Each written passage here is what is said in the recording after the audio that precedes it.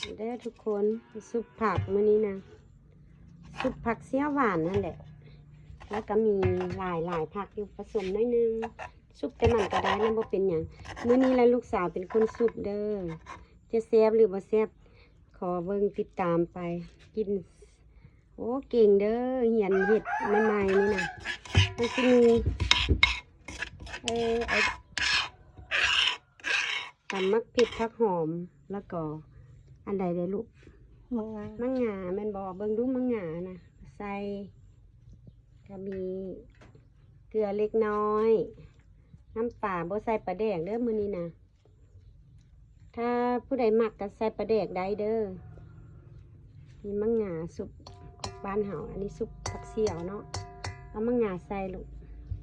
แล้วก็ใส่หอมป้อมนิดนึงมีขิงจีแม่นบ่มีขิง